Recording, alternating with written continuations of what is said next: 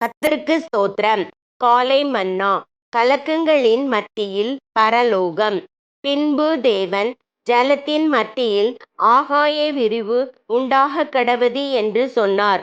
தேவன் ஆகாய விரிவுக்கு வானம் என்று பெயரிட்டார்.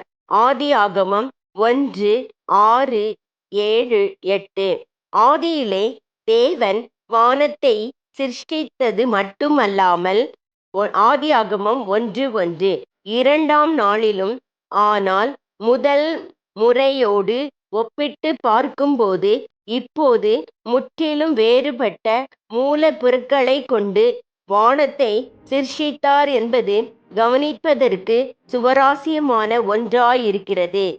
தம்முடைய 6 நாள் சிருஷ்டிப்பின் 2ஆம் நாளில் தேவனுடைய செயல் அதிகபட்சம் தண்ணீரோடு சம்பந்தப்பட்டதாகவே இருந்தது. ஜலம் என்ற பதம் ஆதியாகமம் 1:6-7 ஆகிய 2 வசனங்களில் 5 முறை உபயோகிக்கப்பட்டுள்ளது. தேவன் ஏன் 2ஆம் நாளில் தண்ணீர்களைப் பற்றிய விஷயத்திலேயே தம் கர்த்தார்வத்தை முற்றிலும் செலுத்தினார் என்று ஒருவர் வியக்கக்கூடும். சங்கீதம் 69:1-2-14-15 ஆகிய வசனங்களிலிருந்து தண்ணீர்கள், நெருக்கங்கள், சோதனைகள், உபத்திரவங்கள் ஆகியவற்றை குறிக்கின்றன என்று நாம் அறிந்து கொள்கிறோம். ஜலத்தின் மத்தியில் வானம் என்று அழைக்கப்படும் ஆகாய விரிவை தேவன் வைத்தார். வானம் என்பதற்கு ஆங்கில வேதாகமத்தில் பரலோகம் என்ற பதம் உபயோகிக்கப்பட்டுள்ளது.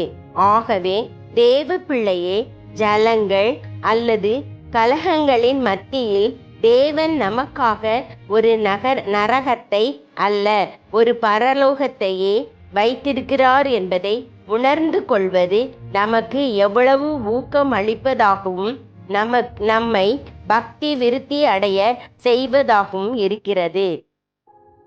இந்த வானம் ஒரு மூலையிலோ அல்லது ஜலத்தின் பக்கவாட்டிலேயோ அல்லது ஜலத்தின் கீழோ மேலோ இராமல் ஜலத்தின் மத்தியில் இருக்கிறது.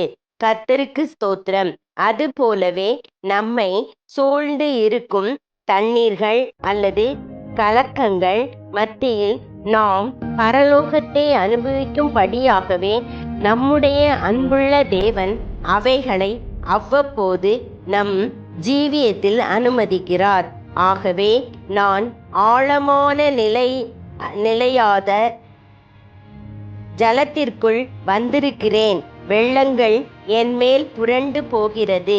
சங்கீதம் 69:2 என்று கூக்குரலிடுவதற்கு பதிலாக நான் பரலோகத்துக்குள் வந்திருக்கிறேன், இங்கு மகிழ்ச்சி என்மேல் புரண்டு போகிறது என்று நாம் ஆர்ப்பரிக்கலாம். ஆமேன்.